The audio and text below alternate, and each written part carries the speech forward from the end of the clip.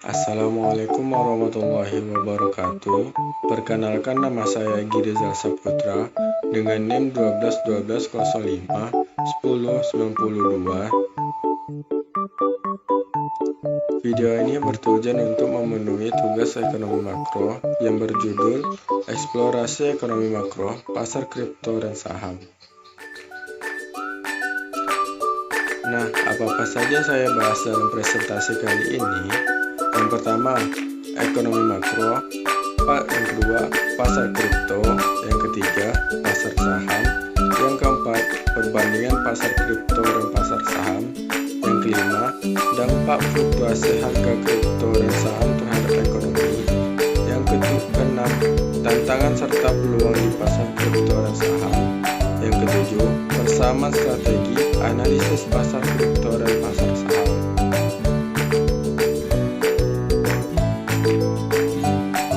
Nah, yang pertama ialah pengertian ekonomi makro. Pengertian ekonomi makro adalah ilmu yang mempelajari perilaku dan kinerja perekonomian secara keseluruhan. Ekonomi makro berfokus pada perubahan agregat dalam perekonomian seperti pengangguran, tingkat pertumbuhan, produk domestik bruto, dan inflasi.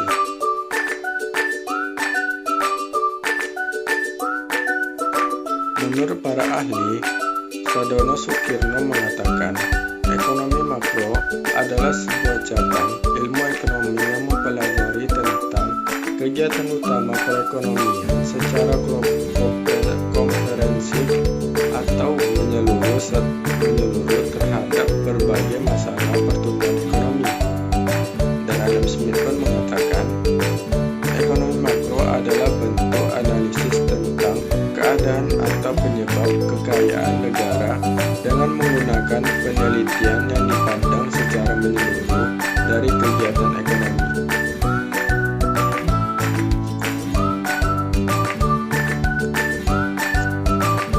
Tujuan ekonomi makro. Tujuan dari kebijakan ekonomi makro adalah untuk menciptakan pertumbuhan ekonomi yang tinggi. Hal tersebut akan meningkatkan pendapatan nasional secara otomatis, sehingga kegiatan perekonomian pun akan meningkat dalam jangka panjang.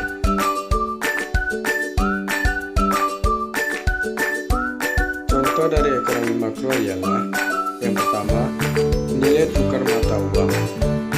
Nilai tukar mata uang adalah harga dari satu mata uang terhadap mata uang lainnya. Nilai penukaran ditentukan oleh penawaran dan permintaan dari kedua mata uang tersebut di pasar valuta asing. Yang kedua, inflasi. Inflasi adalah kenaikan harga barang dan jasa secara umum dan mengakibatkan kenaikan harga pada barang lainnya. Yang ketiga, kebijakan fiskal. Contoh ekonomi makro ini berupa kebijakan pemerintah yang berkaitan dengan penerimaan dan pengeluaran pemerintah, misalnya pajak untuk warga negara dan pembiayaan pembangunan infrastruktur. Yang keempat, produk domestik bruto atau PDB adalah nilai pasar seluruh barang dan jasa yang diproduksi oleh suatu negara dalam suatu periode tertentu. PDB salah satu indikator paling penting untuk mengukur kinerja perekonomian suatu negara. Yang kelima, kebijakan moneter. Kebijakan ini diambil oleh bank sentral dalam bentuk pengendalian jumlah uang yang beredar dan penetapan suku bunga. Tujuannya untuk mencapai stabilitas ekonomi makro. Yang kedua, pembahasannya tentang pasar kripto. Pasar kripto mengacu pada pertukaran aset digital seperti Bitcoin, Ethereum, dan altcoin lainnya. Pasar kripto telah berkembang pesat dalam ekonomi global. Dengan nilai pasar yang terus meningkat, mata uang kripto adalah aset digital yang menggunakan kriptografi untuk mengamankan transaksi dan mengontrol pembuatan unit baru. Tidak seperti mata uang fiat tradisional yang dikeluarkan oleh pemerintah, kripto diciptakan dan dikelola oleh jaringan komputer terdesentralisasi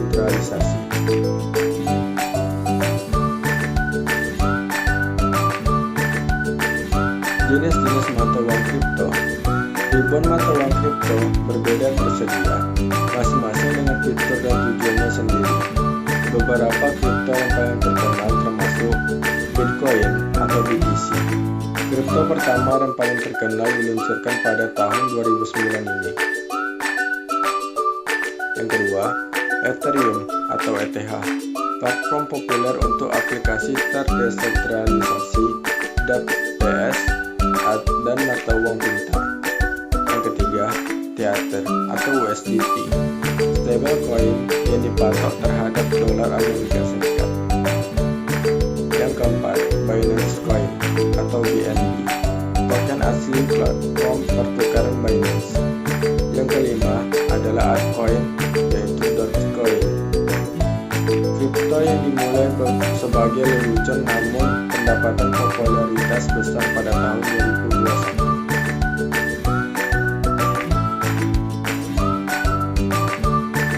Bagaimana cara kerja pasar kripto? Pasar kripto terdiri dari berbagai bursa pertukaran tempat pengguna dapat membeli, menjual, dan memperdagangkan kripto. Pertukaran ini bertindak sebagai platform yang menghubungkan pembeli dan penjual, memfasilitasi transaksi dengan mencocokkan pesanan dan menentukan harga.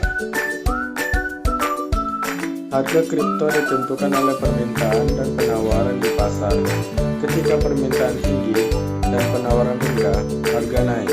Sebaliknya, ketika permintaan rendah dan penawaran tinggi, harga turun.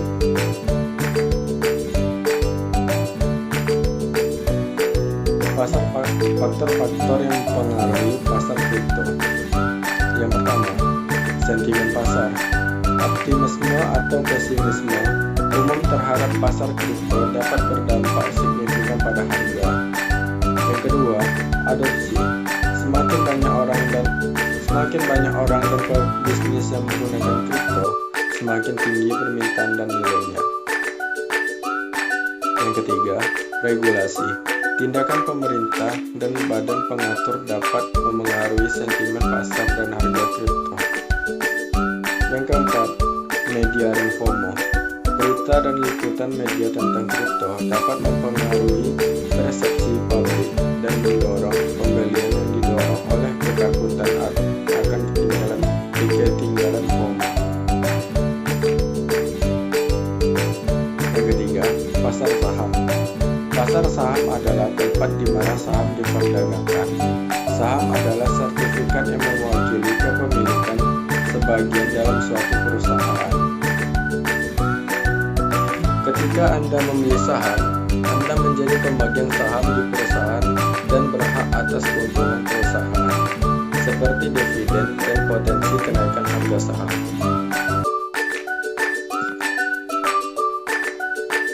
Bagaimana cara kerja saham? Pasar saham terdiri dari berbagai bursa efek, tempat pembelian dan penjualan. Saham bertemu untuk melakukan transaksi. Bursa efek bertindak sebagai platform yang menghubungkan investor, memfasilitasi perdagangan saham, dan menentukan harga. Harga saham ditentukan oleh permintaan dan penawaran di pasar. Ketika permintaan tinggi dan penawaran rendah, harga saham naik. Sebaliknya, ketika permintaan rendah dan penawaran tinggi, harga saham turun. Faktor-faktor yang mempengaruhi pasar saham. Yang pertama, kinerja perusahaan. Kinerja keuangan perusahaan seperti laba dan pendapatan sangat mempengaruhi harga sahamnya. Yang kedua, kondisi ekonomi. Kondisi ekonomi makro secara keseluruhan seperti pertumbuhan, PDB, tingkat pengangguran, dan suku bunga dapat berdampak signifikan pada pasar saham. Yang ketiga, peristiwa geopolitik. Peristiwa geopolitik seperti perang, krisis, dan pemilihan umum dapat menyebabkan volatilitas di pasar saham. Yang keempat, sentimen investor. Kepercayaan dan optimisme investor terhadap pasar saham dapat mendorong naiknya harga, sedangkan ketakutan dan pesimisme dapat menyebabkan penurunan harga.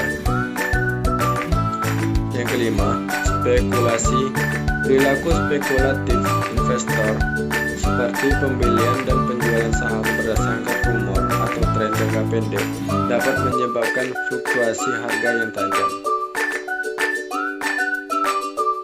Keuntungan berinvestasi di pasar saham. Potensi pertumbuhan modal. Harga saham dapat meningkat seiring waktu, menghasilkan keuntungan modal bagi investor. Dividen. Beberapa perusahaan membagikan sebagian keuntungannya kepada pemegang saham dalam bentuk dividen. Diversifikasi. Berinvestasi di saham dapat membantu mendiversifikasi portofolio Anda dan mengurangi risiko secara keseluruhan. Lindungi nilai terhadap inflasi. Saham umumnya dianggap sebagai lindung nilai terhadap inflasi karena nilainya dapat meningkat seiring dengan naiknya harga barang dan jasa. Yang keempat, perbandingan pasar kripto dan pasar saham. Meskipun pasar kripto dan pasar saham memiliki perbedaan yang signifikan, keduanya juga memiliki beberapa persamaan. Kedua pasar tersebut rentan terhadap fluktuasi harga yang dipengaruhi oleh berbagai faktor eksternal dan internal. Regulasi pemerintah juga memainkan peran penting dalam membentuk dan mengawasi kedua pasar ini. Investasi di kedua pasar memerlukan pemahaman yang mendalam tentang risiko dan potensi keuntungan yang terkait. Yang kelima, dampak fluktuasi harga kripto dan saham terhadap ekonomi. Fluktuasi harga kripto dan saham yang dikenal dengan volatilitas dapat membawa dampak signifikan terhadap ekonomi, baik secara positif maupun negatif. Berikut beberapa poin pentingnya. Dalam segi positif, ada 3 poin. Yang pertama, meningkatkan modal dan inovasi. Fluktuasi harga yang positif, terutama kenaikan harga, dapat menarik investor baru ke pasar kripto dan pasar saham. Hal ini dapat meningkatkan modal untuk perusahaan, rintisan dan bisnis baru, mendorong inovasi, dan menciptakan lapangan kerja. Yang kedua, diversifikasi portofolio. Kripto dan saham menawarkan alternatif investasi di luar aset tradisional, seperti obligasi dan deposito. Diversifikasi ini dapat membantu investor mengurangi risiko dan meningkatkan potensi keuntungan. Yang ketiga, efisiensi pasar. Fluktuasi harga dapat mencerminkan informasi baru tentang perusahaan atau kondisi ekonomi, membantu pasar beroperasi lebih efisien dalam mengalokasikan modal. Selanjutnya, dampak negatifnya. Yang pertama, dampak negatifnya ada 3 poin. Yang pertama, ketidakpastian dan risiko sistemik. Fluktuasi harga yang besar dan tidak terduga dapat menciptakan ketidakpastian di pasar keuangan, berpotensi memicu kepanikan dan krisis keuangan. Hal ini dapat membahayakan stabilitas sistem keuangan dan berdampak negatif pada ekonomi secara keseluruhan. Yang kedua, penurunan konsumsi dan investasi. Ketika nilai portofolio kripto dan saham turun, investor mungkin menjadi lebih berhati-hati dalam membelanjakan uang mereka. Hal ini dapat menyebabkan penurunan konsumsi dan investasi, menghambat pertumbuhan ekonomi. Yang ketiga, manipulasi pasar dan aktivitas ilegal.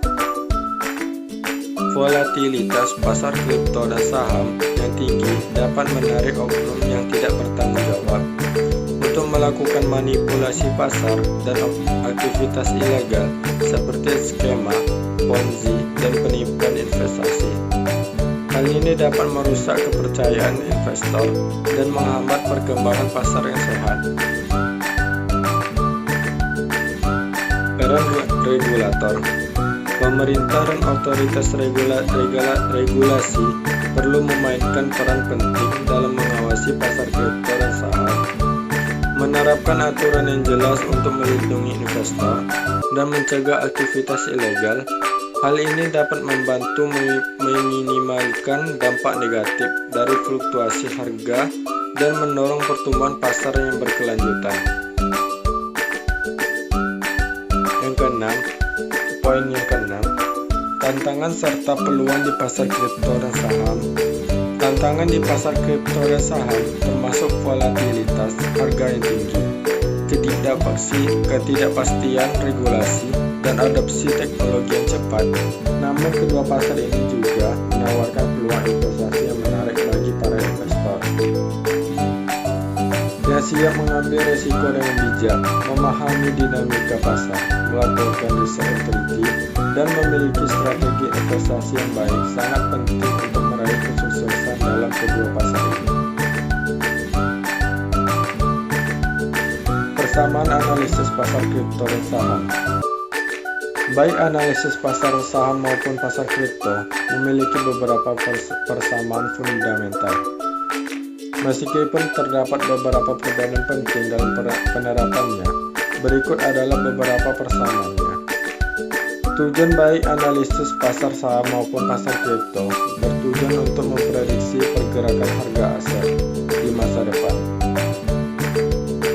Hal ini dilakukan dengan cara menilai faktor-faktor yang dapat memengaruhi harga, seperti kondisi ekonomi, sentimen pasar, dan berita terkait. Metode analisisnya, kedua pasar menggunakan metode analisis yang sama, yaitu analisis fundamental, mengevaluasi nilai intrinsik aset berdasarkan faktor-faktor seperti kinerja keuangan perusahaan atau white paper, roadmap, dan tim pengembang untuk kripto. Analisis teknikal melihat pola harga dan volume historis untuk memprediksi pergerakan harga di masa depan.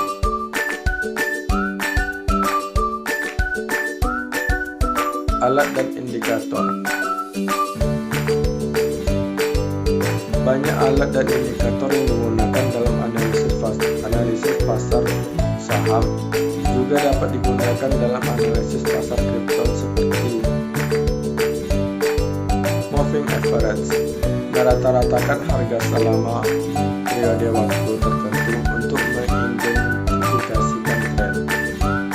Relative Strength Index atau RSI mengukur kecepatan dan magnitude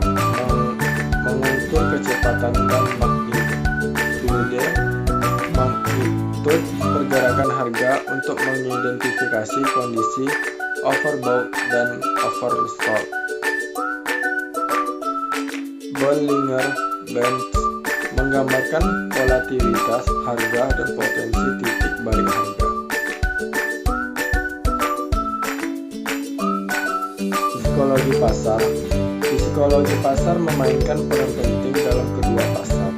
Investor dan trader sering kali bereaksi secara emosional terhadap berita dan peristiwa yang dapat menyebabkan pergerakan harga yang tidak rasional. Manajemen risiko. Manajemen risiko sangat penting dalam kedua pasar. Investor dan trader perlu menerapkan strategi untuk membatasi kerugian mereka, seperti menggunakan stop loss order dan diversifikasi portofolio. Nah, kesimpulan dari presentasi saya kali ini ialah baik pasar kripto maupun pasar saham menawarkan peluang menarik dengan tingkat risiko masing-masingnya. Pilihan terbaik bagi investor tergantung pada tujuan investasi, toleransi risiko, pengetahuan, dan strategi investasi. Lakukan riset menyeluruh, pahami risikonya, dan investasikan dengan baik. Diversifikasi portofolio Anda di berbagai kelas aset untuk mengurangi risiko dan meningkatkan peluang Anda untuk mencapai kesuksesan di pasar keuangan. Sedikit kutipan yang saya dapat dari Warren Buffett. Jika Anda tidak ingin memiliki saham selama 10 tahun, Jangan pernah berpikir untuk memiliki selama 10 menit. Dalam kutipan ini, ia menetapkan perbedaan yang jelas dalam kehidupan emosional para pedagang harian yang lebih memilih menjelajahi pasar untuk mencari penyimpangan jangka pendek daripada pertumbuhan fundamental jangka panjang. Buffett berfatwa bahwa investor yang cerdas juga harus menilai saham berdasarkan kekuatan dan kelemahan perusahaan, mencari keuntungan jangka panjang yang dapat diraihnya dalam industrinya, yaitu fundamental. Terima kasih. Mohon maaf jika presentasi ini kurang lengkap ataupun kurang teliti. Saya Gilza Saputra pamit undur diri. Assalamualaikum warahmatullahi wabarakatuh.